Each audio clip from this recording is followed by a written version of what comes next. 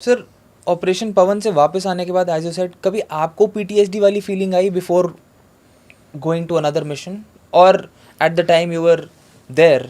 At least हमारे unit में नहीं था, but there were reports of people having hallucination, ये सब हुए हैं लोगों को कि भाई मतलब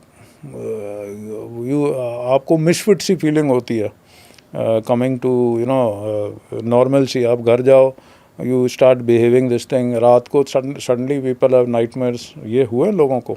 those who have been posted under extreme severe stress, who have seen the worst times, जिन्होंने अपना आदमी को मरते हुए देखा हुआ। लाइक आई सेड, वो पीरियड जो ख़राब पीरियड था वो फ्रॉम 87 अक्टूबर टू से नवंबर और दिसंबर 87, 2-3 महीने का जो टाइम था। उसके बाद भी होते रहते थे केस, थे जवान going to berserk and all that, हुए केसेस।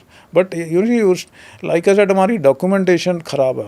अभी मैंने जो बुक लिखी थी, मैंने तो लोगों से पूछ पूछ के लिखा, मेरी यूनिट तक का मुझे कुछ नहीं मिल पाया। अभी यूनिट बोल रही है मुझे कि उसकी हिस्ट्री लिख दो। Unit could give me some dates, बाकी मैं अपना बड़ी या अपने अफसर से बात करके लिया, बाकी किसी और यूनिट से। तो पूरा डॉक्यूमेंटेशन, अगर आप अभी मेरी यूनिट जा रही है, अच्छा मेरी यूनिट 2 फॉरेन टेन्योर्स कर चुकी है। फर्स्ट जैकलाई एक कर चुकी है भूटान में जी, एक श्रीलंका, और अभी जा रही है ये अक्टूबर में, they are also going to another UN mission in South Africa. Okay. तो अभी हम गए थे उनको लेक्चर देने के, भाई आप पवन की गलतियां हैं और उनको रिपीट में करना, बिकॉज मैंने कहा आप यूएन मिशन में 6 महीने पहले आपको ट्रेनिंग होती है, दिल्ली में बुला लेते हैं, आपको एक कैंप इस्टेब्लिश करना पड़ता है एज पर द एसओपी। आपको मैंडेट दिया जाता है, आर इंटरवेंशन कोई मैंडेट नहीं था जी। यूएन मैंडेट होता है ना, जैसे फॉरेन मिशन जाती है, कोई मैंडेट, मैं कहा ना कोई मैंडेट था। Confused political aim, confused military aim, कब एग्जिट होना वो नहीं पता था हमें श्रीलंका में। मैंने कहा आपको सब कुछ ये ऑन प्लेटर दिया, लेकिन मैं हैरान था। मैंने कहा आप पर्सनल वेपन कौन सा ले जा रहे हैं? तो कहते हैं इंसास। मैंने कहा इंसास, आजकल के ज़माने में इंसास, और वो भी आप बाहर। तो मैंने कहा दैट मीन थिंग कोई चेंज नहीं हुई है। हम SLR लेके गए थे, इतनी बड़ी लठ जो सेमी ऑटोमेटिक फायर करती थी, वो सेमी ऑटोमेटिक फायर करती थी, और इनके पास AK-47 600 rounds per minute, provided you can change those many magazines. तो मैंने कहा दैट इज़ द लेवल। तो things don't change some, you know, जैसे जवान का personal weapon has to be good. आपका फेवरेट वेपन क्या था सर? मेरा फेवरेट वेपन वही है जिसमें मैं ट्रेंड हूँ। I may like AK-47, I like the weapon, but I am not trained on it. Okay. तो I will prefer to use carbine only. If I am trained on AK, I use it. उधर मैं carbene ही use करता था, और carbene लेकिन थोड़ी unreliable है। Officer की पर्सनल वेपन कार्बाइन ही थी उधर। ओके। बट देवर ऑफिसर्स जो SLR कैरी करते थे, because carbine was not reliable. Carbine का ये था, वो फोल्ड हो जाती थी, इतनी छोटी हो जाती थी, जंगल में आप ले जा सकते थे, लाइट वेट थी, और बस्ट फायर कर देती थी।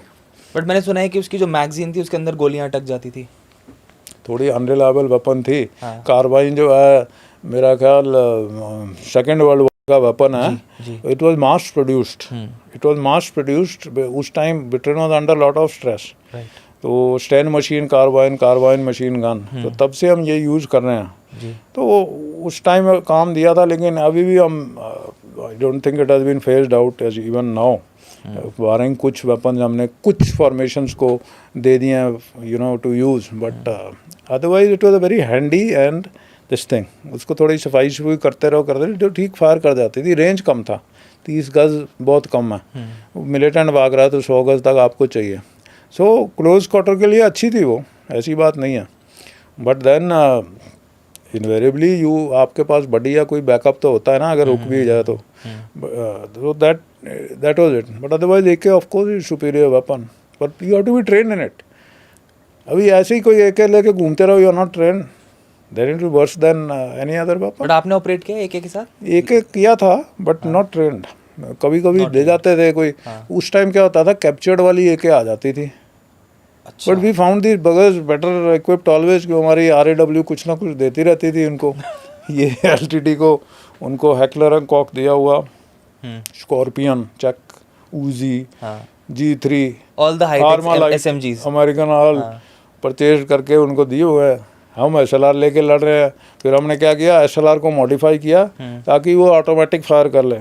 इसमें एक थोड़ा सा मॉडिफिकेशन होता है जिसमें क्या आता है, after each firing the moving parts are stopped and you have to press it again, so that's called semi automatic. Okay, वो recoiling you don't have to cock it, हाँ but you have to fire after each round, that is semi automatic.